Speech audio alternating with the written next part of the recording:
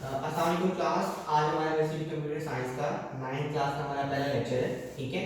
और आपने काइंडली ये बात अपने माइंड में रखनी है कि जब भी हम सिलेबस को कवर कर रहे हैं, ये हमारे पास जो हमारी नई बुक्स आई हैं 2020 से 21 का जो सेशन है उसके लिए, तो ये उसको फॉलो अप हम करें, ठीक है। इसके अंदर जो हमारा पहला चैप्टर है वो है हमारा प्रॉब्लम सॉल्विंग का, ठीक है। और प्रॉब्लम सॉल्विंग का जिसका पहला टॉपिक है वो है आपके प्रॉब्लम सॉल्विंग स्टेप्स, ठीक है।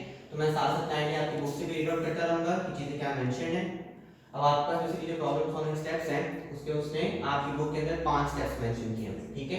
सबसे पहले ये कि आपने अपनी प्रॉब्लम को डिफाइन करना है, देन आपने अपनी प्रॉब्लम को अंडरस्टैंड करना है, देन आपने अपनी प्रॉब्लम का कोई ना कोई सॉल्यूशन प्लान करना है, ठीक है। सॉल्यूशन अभी आपने निकालने की कोशिश करनी है, देन आपने जो आपका सॉल्यूशन आपने मुख्तलिफ निकाल लिए, क्योंकि ऑब्वियसली एक प्रॉब्लम को सॉल्व करने के मल्टीपल सॉल्यूशन हो सकते हैं, तो आपने उन सबको लिख लेना है या नोट डाउन कर लेना, और फिर आपने उसमें से बेस्ट आपके पास जो सॉल्यूशन होगा आपने उसको सिलेक्ट करना होगा, ठीक है।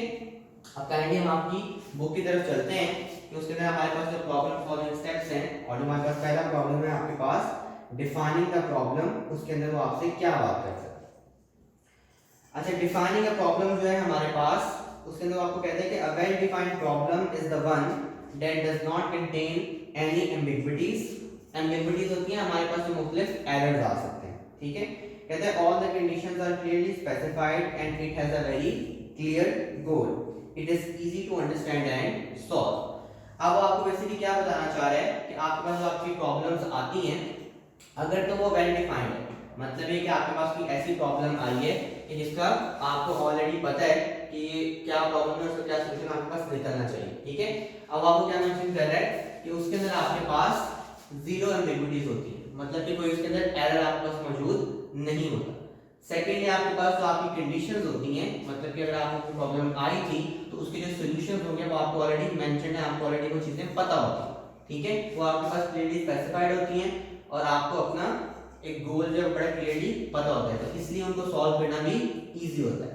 अब फॉर एग्जांपल आप देखें कि हमारे पास अगर आप रियल लाइफ की तरफ भी आ जाएं, तो अगर मैं कहता हूं कि आपकी बाइक जो है वो पंक्चर हो गई, अब अगर बाइक आपके पास पंक्चर हो जाती है तो आपको ऑलरेडी पता है, ठीक है। आपके बड़ों ने जिसने भी आपको बाइक चलाना सिखाई थी, अब वो आपको सॉल्यूशन बता देगा कि आपके पास अगर बाइक पंक्चर हो जाए तो उसका क्या सॉल्यूशन है। आप शॉपकीपर के पास जाएंगे, ठीक है, जो कि बाइक मैकेनिक होगा, और वो आपको क्या करेगा, उस प्रॉब्लम का सॉल्यूशन जो है वो ऑलरेडी अवेलेबल था, ठीक है। उसके अंदर कोई एम्बिग्विटी नहीं थी, कंडीशन स्पेसिफाइड थी, और वो आपको उसका गोल भी पता था, तो आपने बड़ी आराम से उस जो प्रॉब्लम आपको आई थी आपने उसको सॉल्व कर लिया, ठीक है। अब सेकंड जो आपके पास आपकी प्रॉब्लम आती है वो ऐसी प्रॉब्लम होगी जो कि वेल डिफाइंड नहीं होती, ठीक है। वो कहते हैं given a problem statement, first we need to see that whether the problem is defined well or not. If the problem is not defined, then we can use one of the following strategies to define the problem, ठीक है।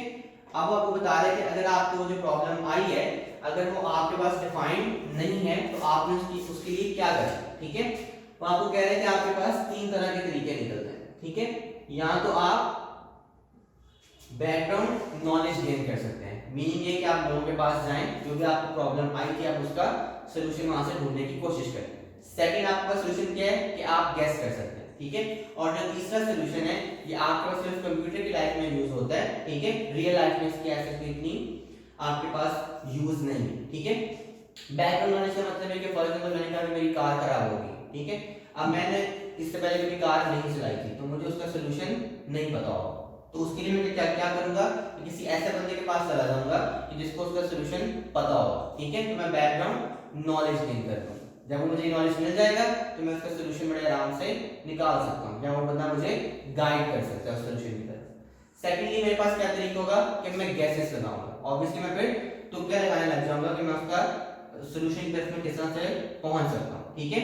और जो तीसरा आपके पास है draw picture, या आपने इस चैप्टर के अंदर भी पढ़ने हैं फ्लो चार्ट्स, ठीक है। फ्लो चार्ट्स के अंदर हम इसको डिटेल में देखेंगे कि आप पिक्चर्स को किस तरह से यूज कर सकते हैं, ठीक है। अब काइंडली अगर अपनी बुक की तरफ देखें तो उसके अंदर वो आपको एक पजल दे रहा है पिक्चर प्रॉब्लम को सॉल्व करने के लिए, ठीक है।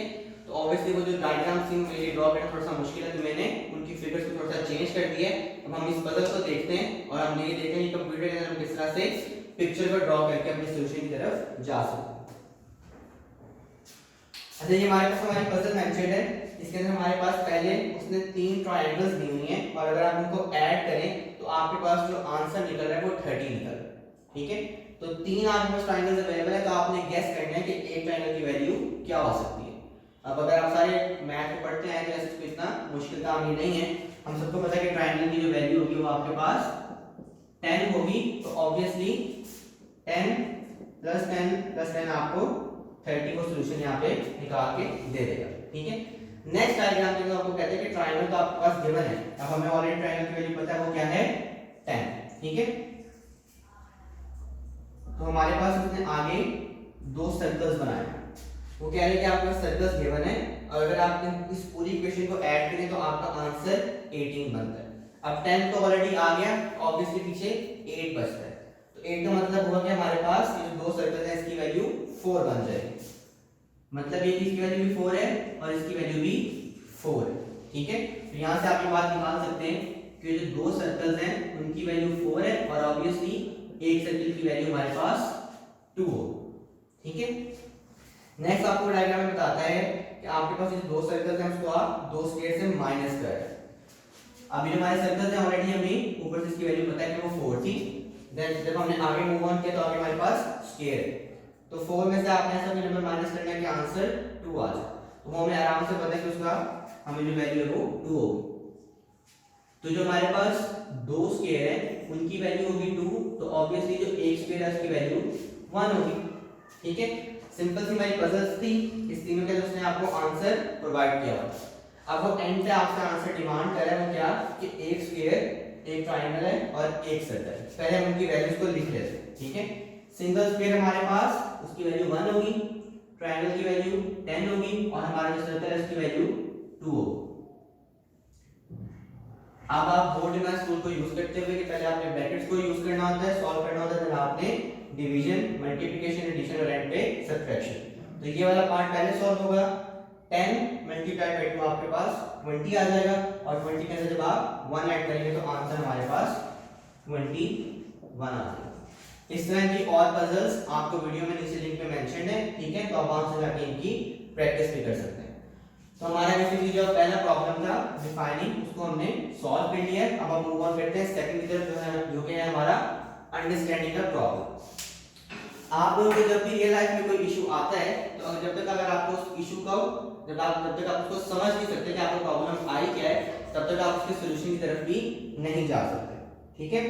तो आपकी बेसिकली जो बुक है उसका जो आपके पास टॉपिक है अंडरस्टैंडिंग द प्रॉब्लम, उसके अंदर वो ये बात लिखता है कि it is important to understand the problem before jumping into the solution of the problem.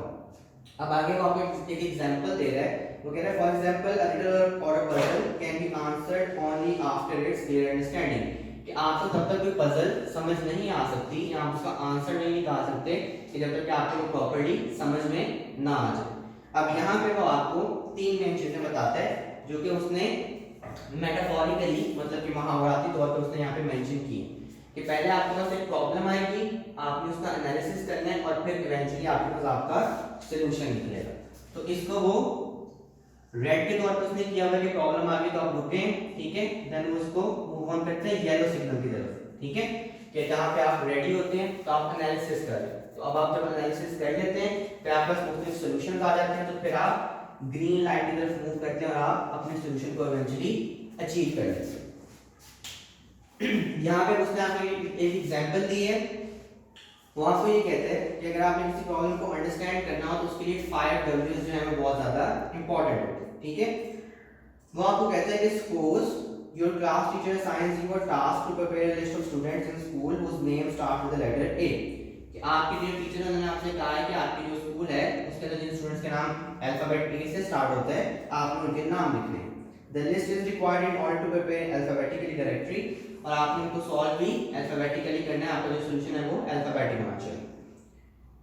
कहते हैं there is only 1 week to complete the task, और आपको ये काम करने के लिए उन्होंने 1 हफ्ते का टाइम दिया। अब आपको इस प्रॉब्लम को वो ऑलरेडी सॉल्व करके आप नीचे बता रहे हैं कि what, who, why, when, where.